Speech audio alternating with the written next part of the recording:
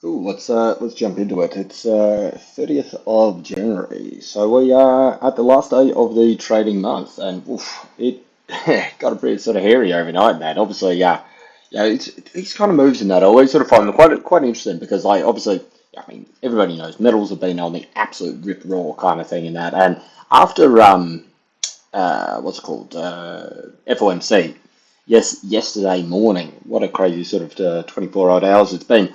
Um, Gold obviously took off. And then it was this particular point here, which I found very sort of interesting. And these moves I always find crazy. This move moved like $100 in, what's the move there? It's moved 100 and 170 or so in that hour. But there was like a particular 10-minute period here where it went up $100 in like, I think it was 9 minutes. I put a post on X at the time. And when things are moving up, particularly at the top of a massive trend, and then it sort of like shoots up $100 in like 9 minutes. Generally, like my feeling is that's kind of sort of like liquidation, sort of price action. I could be wrong with this, but those sort of forced sales, like as in I'm short, and obviously to close a short, you got to buy back the position, and that's why you get these fast, super accelerated moves out the top ends, and generally that's what leads to what a blow off top is. Likewise, when you sort of see those big spikes down the bottom of a bottom trend, and then sort of big reversals coming up there. You hit the liquidation and then it generally reverses. Obviously, throughout the rest of the session, and that kind of grinded up through here. It actually sort of, so many different charts of that. But I was kind of looking at this through the session. Excuse me. And, even I was sort of like a little bit sort of like, what the hell? Because it was shorting it down here, then try to catch a bounce and then do it. And it just wasn't really sort of giving up the goose in that. And obviously, by the time I'd sort of gone, okay, look, I'm done with this thing, it just turns around and goes bang. And of course, when did it happen? Middle of the night. So, again, trading Aussie sessions are not the necessarily the most favourable, given the current sort of situation with everything in that. Oof, those alerts. Yeah, 420. All right. So anyway, like the point is that obviously we saw this mass sort of sell down, and that from what I can see, it wasn't any sort of one strict sort of like, oh my God, Trump said this, or there's been a change to this, or the Fed's done this. Any of these kind of sort of moments and that, and which basically what I would call sort of landscape changing stuff. But this happened right across the board. So it happened on all metals. It happened on Aussie. It happened on equity markets. I mean, if we have a look, or even Bitcoin and that, Bitcoin's in very very much trouble. I've said a couple of times that this on a weekly. Not that I cover Bitcoin on this, but I chart it just for the hell of it. It does look like it's pretty much set, ready to go. Come down to that sort of big bear flag, 50,000 or so, mid 50s. Anyway, back to what we're talking about. So as I said, if we have a look at silver, bang, big sell down. And look at where these things came back to. They came back to their supports and bounced straight back up. So it's not like, oh my God, everything's changed and, now, the game's over. But it's just these sort of moves like we saw over here with silver. Silver had this incredible run up super fast. What happened? Bang, got slammed down. This was right across the board with everything though. And as I said, we saw this with all the metals. We saw, Aussie got hit with this as well. I'm pretty sure equities can't really tell what the hell's going on here, but I guess this is the move here with equities as well. Let's have a look. Oh, one of these, yep, see. So it's kind of like a liquidation sort of move across the board with everything. So just managing a position here. So yeah, it wasn't sort of like necessarily, the point that I'm getting to with this is I don't think it's necessarily something that's landscape changing. So as in like, oh, okay, game's over. Now we need to really reevaluate where things are at. Everything's just gone up so much, so fast. There's a lot of profit on the table, a lot of super quick profit on the table. That of course, people are going to sort of start to go, hey, you know what? We're here to make money. Let's actually lock some of this stuff in. Obviously, look, gold is the story behind gold, the drivers behind gold. I don't think that's necessarily changed so much. So I'd be sort of surprised if it sort of like starts to sort of change the whole trend. But you can't ignore moves like this because if you look at how fast this was, this is a 15-minute chart here. Here we are. So, and here, that's a $400 move in 30 minutes. That's crazy. That's crazy. All right, and back. Anyway, so basically, sort of like when we have these sort of large sort of sell-off sort of moves and that, basically, sort of, you know, if I can't sort of see that it's sort of like from a what I call sort of landscape changing, sort of at this stage headline, but I would have said typically have said sort of data, but more recently, obviously, it's just all it takes is a headline to get these kind of moves. You can sort of see obviously a quick sort of flush out here. 54 was pretty much the level I was looking under, so a little bit of below where this sort of started, but I was saying sort of like above 54, buys were kind of really still sort of valid. Where's 54 just on here? More or less about that point there. So obviously sort of skipped, didn't sort of called this sort of part of it. Obviously, hindsight's always a beautiful thing. Where you can see underneath they had a great sort of little support sort of set up here at 54.70. However, sort of the under 54, I said, look, we're probably going to see some pretty fast sort of moves, and that's exactly what we got. It opened up and bang, like again, it had already sort of started up over here, but pretty much once we got that close underneath 54, that's 387 down. That's another 200-300 bucks or so in another 15 minutes. But where we're at now is obviously just a little bit of a grind back up. And the reason, what I'm sort of getting to with the point with this is that, you kind of have bits of news slash headlines, data, whatever you want to call it at the moment, which change the way that people would sort of value certain product, whether it be a currency or in this case sort of gold, metal and all this kind of stuff. The fact that it sort of happened right across the board, and from what I can see, there's no direct sort of headline or bit of data that sort of came out at this point where people have to go, hold on, wait, let's reevaluate sort of where we're pricing these things. Makes me think it's more of just a sort of, we just gone up some ridiculous amount, and as I said, people are here to make money and profit, and this is an easy way to sort of just shake a whole lot of people out, and that's what we got. And as you can see, it hasn't really changed the integrity of it all. Hence the bounce right back up at the moment. Had this sort of been a sort of bit of a sort of more potentially continuing sort of trade. So 1 second. Continuing kind of move, you probably would have seen either one of these two sort of moves drive back down and at least minimum test these lows over here to see how strong the buyers are at this point. But as you can see, with this move, this is just on a 15-minute, of course, but as it is right now, you've got the buyers that have sort of stepped in, 5,100, that's fine. We've sort of established that that's sort of like pretty much that sort of breakout point from 2 sessions ago or something. But from here, you can see that they're already moving their bid up, moving their bid up, moving their bid up. There's no real sort of resolve of selling to really hammer this back down to really test how strong the buyers are at this level. The buyers are just like, if they tried to sell it, they've obviously tried to sell it down here a little bit. Buyers pick it up straight away, buyers pick it up straight away, buyers pick it up straight away. Generally what you find with these sort of things, if it's not a sort of, as I said, landscape changing bit of data, news, whatever you want to call it, you at minimum sort of undo this big sort of sell down point. So I wouldn't be surprised if this move with this little grind carries back up to do a body fill. I like to do the body fills from the first large move down here. So obviously, there's a little bit of sort of room up the top here, but test of 5,500 I think is definitely sort of plausible through this sort of little grind up period here. We do have obviously that sort of previous sort of support here, whereas what's that, 546,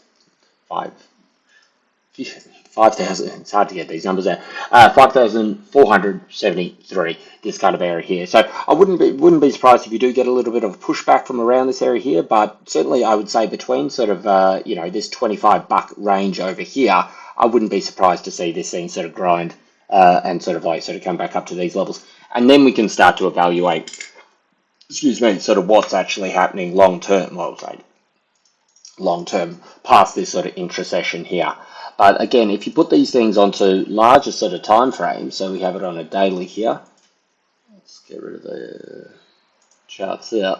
You can see, obviously, the bounce back there, it's a bit of a doji. What I was actually trying to sort of show is because you've got different platforms, they change our, if it comes up any of these other ones, they change the daily candles at different times, depending on, of course, where in the world, well, not you are, but where this lot is here. Just bear with me 1 second. So if any of these come up with it all, no, they're all coming up with dojis. Anyway, what I was trying to sort of get to is so these sort of body fills of these sort of points here. So on the other charts and that, body fills around sort of 530 or so. But obviously that's larger sort of time frame of it all. So back to where we're at. Oops, that's not the chart we were using. Where is this? It's probably 15 different charts. At the moment, you can see obviously the buyers are pushing up, buyers are pushing up, buyers are pushing up. What I think will sort of like be a sort of bit more of a signal that we may get another sort of move down here, because structurally you would probably expect at some point a test down here. So what we can kind of sort of drag through is obviously this little rising trend that they're recovering on. If this breaks, then the previous lot of buyers. So at this stage, basically this is just what your little supports are. So I've just put buyers there just for the argument's sake of it all. Let's call that zone. I would say as long as these zones, buyers, keep sort of pushing up like this, once you break the trend, that's going to put it on warning. Once you break this horizontal, then we might see a pretty quick sort of move down. And obviously then you're going to be testing these zones on the way down, these levels of horizontal buys on the way down there as well. But with a bit of back and forth, I mean, it's only 10:39 now, so I wouldn't be surprised if we sort of get a little bit of a sort of back and forth. But to resolve to the upside to around this sort of $25 zone up around here between sort of 54.75 and 55 even to undo that body fill. So put this on for a body fill. And then sort of see what happens, see if we sort of get another round of sort of selling. The reason being sort of behind these sort of things is because this is such quick, fast money. Whether sort of people are trying to sort of stuff with them or not, however you want to sort of look at it, generally, there's no air quote sort of easy money with these sort of things and that with it all. So anybody that caught this short that came down here who's like, yes, I've shorted the top and that's it, bang, generational, because we're up, we're pretty much could be at sort of generational highs of these things. They're sort of thinking, oh great, I've shorted, put my stop on, forget about it, there we go, I'm done for the next 5 years. Well, things don't just drop and then just go down most of the time. I could be eating my words in sort of half an hour, or maybe not half an hour, but 24 hours time. But the point is that generally it'll come up here and it'll hit those sort of people first, and then you'll have it sort of come down. I mean, oil's a very big typical one of this kind of stuff. It'll sort of burn you out financially, burn you out mentally, and then the move will happen with it all. So with all those things sort of considered, I wouldn't be surprised if we see this as a minimum a little bit of a drift up into this zone over here around 5400, because nothing's really changed other than sort of a bit of obviously sort of flush out of the market, scare people out. Nothing's super changed with it all. But in the short term, above 53.66, I would expect this to sort of drift up over the top over here. You break this level, doesn't mean you're down. It could just sort of flush back down to as a 5300, but yeah, as I said, I think this will sort of just grind up towards the top side here. Cool. We'll have a look at silver as well, because as I said, look, silver wasn't immune to this. Silver we did find, put on this other chart here, it came up and tested this area over here. We actually had a little 3 drive off the top. So let's get these ones over here because it's unable to break through that larger resistance, which is kind of from way back down here, higher time frame kind of sort of stuff. But if we have a look at this sort of in a sort of like a smaller, context of, basically just a day, we had a 3 drive to the high here. And then obviously as metal started coming down, it all sort of flushed out. What time did it start? 1 o'clock. And how much did silver lose this time? Because this is obviously a lot quicker than what you saw previously. That was a massive sell down. It was like 15%. So that previous sell down, 13%. This one, 12%. So pretty much the same size, but this came within 2 candles. This is on a 30-minute. So within 1 hour, this at least sort of stopped and thought about on the way down for the last leg. But again, as you can see, it's slowly just resolving back up to the top side here, similar to sort of gold. So again, with silver, I wouldn't be surprised if we come up and sort of test at least this bigger body breakdown point of 119.33. and then sort of see what the resolve is there. I would say certainly if you get back up here and then you start to see a sell down, the level you'd want to see it hold above is probably 117.40. So yeah, maybe sort of a bit of pushback from here. If we see the buyers continue this push through here, this could just be one big massive shake before we see all new highs with it all. It's all possible at the moment. Like I don't really sort of take anything off the table. So just bear with 1 sec. Yeah, so again, I still think this will probably resolve to the upside here, but I'll be sort of watching around that 119.30s. Have a look at Aussie. Aussie hit into a couple of resistance points on here. So Aussie's just been an absolute rip. It's another, like everything. Everything's just been buy up. Like that's not a normal structural move. That's up 6% to the highs over there. If you get on large time frame, we can actually see that this actually came right in line with these two previous peaks over here. Obviously, sort of came out the top side of it all. But that's nearly 6%, 400 points for Aussie, for any currency, but like, Aussie is a particularly slow mover and has been, as you can see, very choppy through all of 2025. It's almost like all the things that should be driving Aussie, which are equities, so obviously risk on, they're at their highs, metals have been pumping at their highs, copper put in a 10% day or thereabouts yesterday as well. All these kind of things that sort of Aussie should be running off, and it hasn't been reacting to in 2025. 2025 was kind of like correlations out the window, but this was kind of like, it's almost like it was spring loaded for this. I mean, look at this kind of move compared to what we've seen, this absolute chop fest all through 2025, and then within, what's this, like 10 days or something, basically does the same that it did over the whole year. Very similar to the recovery after April. But ever since then, it's just been chop, spring loaded, bang, took off. So look, it's coming up into a resistance. It's been on a very fast run. We've got RBA next week. They're pretty much tipped to hike at this stage, which is a little bit different to the other central banks across the world, because the other central banks across the world are all basically hitting in cutting cycles. I mean, we had Fed, we had the FOMC yesterday, and Powell was basically saying, look, well, he did say that there was two sort of dissenters, which basically was asking for hikes, cuts. But the other 10 members were unanimous in their decision of sort of saying that they wanted to hold. But he said it wasn't even a consideration by any of the members to hike, which means basically, you've got a divergence with central bank's outlook when you're looking at Aussie, because, I've said this a couple of times, but, you've got the Fed between hold and cut, while you've got Aussie between hold and hike. And with super strong job numbers, with inflation not only still peaking, like sort of hot, well above target, but it's actually moving up at an accelerated rate above what sort of, the people had sort of, the economists had sort of predicted, or the expectations were of the market. All those things combined just mean, okay, yep, well, Aussie should be on the bid, and obviously that's what we've seen. And it's held the bid as well. So if we get onto the lower time frame, you can see none of these moves pulled back at all. Very shallow, very shallow, very shallow. And this is obviously the big sort of sell-off move across the board. But again, it's just grinding back up towards the highs over here. So look, it's hard to sort of see where this may go, but certainly the longer that it sort of holds up around this 70 zone, the more and given all that kind of stuff with the sort of fundamentals, the more we got to accept the fact that most likely this is going to be its new playground. This is going to be the area in which it sort of bounces around and plays. Because while Fed are looking to potentially cut, even though they just held, RBA is looking to hike next week. So I think after maybe sort of like holds up firm till the RBA hikes, then it may become the actual sort of sell the news kind of event, and we could sort of see sort of maybe a little bit more of levels in which we can trade between.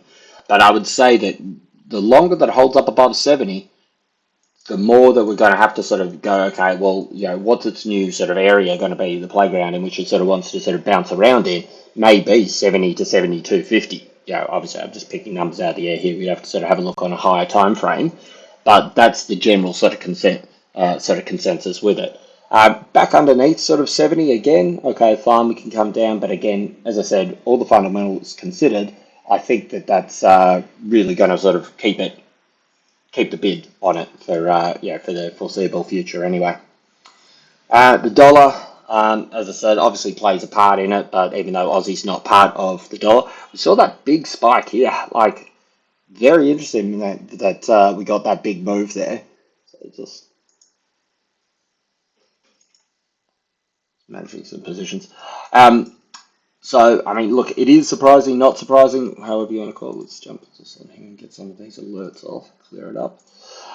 So we still have that gap up the top here, which was I was sort of targeting and obviously unable to do it. But, big spike in the market, if we jump on the lower time frame this hour here, that's what caused everything as well. Not caused everything, but it came at the same time. So it goes to show that should the market want to get back on the bid with the US dollar, well, these things are going to crumble. Because the dollar, as much as sort of people like this, the story, the headline that everybody wants to tell you is that, the dollar's dead, the dollar's dead, the dollar's dead. Yeah, okay, we can see it. It's on the chart. Definitely it is on its knees with it all. But, it's like anything, sort of like, when everybody's looking at one thing, generally there's a good chance to sort of push it out the other direction. And, whether it's sort of like, maybe sort of destined to come down to 92s, which for all intents and purposes, I think it could. I think there's also the possibility it closes this gap and then sort of flushes down here. And you've got to think, what happens to metals if that happens? What happens to, even Aussie if these things happen? I think the market freaks out a little bit because everybody's like, loves the story, the dollar's dead. They're all positioned for the dollar being dead. What happens when we have these big things? I mean, this barely moved in the scheme of things, and we saw gold drop $500. You know what I mean? So yeah, I think it's just going to continue to get very sort of choppy around here, sort of moving forward. Look, take out those wick highs. That could sort of confirm a little bit of it. I would say though, while metals are still grinding higher, this is just going to really sort of consolidate down this area over here. So even on that wick there, just give it a bit more direction. That's a little breakout box there. Okay, I'd say sort of, pretty much a breakout of these two sides. So these two wicks will give us a bit of sort of direction of sort of what we're looking at. And finally, just have a look at Aussie Yen. Aussie Yen, I'm starting to kind of like the price action up around here. Like, again, look, it got sold down on the basis of, everything being sold, risk and all this kind of sort of stuff as well. But you got to, as I keep saying, this is a kind of 35-year high for the currency, for the pair. And it's been sold down heavy, came down here. I've covered this whole sort of trade because, unable to break through, close above this level here, bang, and back up we go. And that's what we got. Obviously, came down like everything else, bouncing back up like everything else. But I would say, unless this thing really sort of just opens up and just explodes to the top side, I would say that you probably got some pretty good risk reward from shorts up around this area here. The Fed did come out yesterday, or I think it was yesterday. There's so much news sort of coming out at the moment. Coming out yesterday saying that they haven't. I think it was Besant came out and said that sort of they absolutely haven't intervened with the BOJ, with the yen, which they take that with a grain of salt, but. Actually, just put some lines on this. Bit of a triangle here. So saying that sort of these kind of movements here, like we've established we don't really know what this is apart from the liquidation move. But this move back here was more like this one came very fast. This obviously came very fast, sort of filling out. But this could have been just market participants after this big move here because we are up in that area. Particularly if you look at UJ, it was up around 160, high 150s at the time. So I'm just going to manage a position.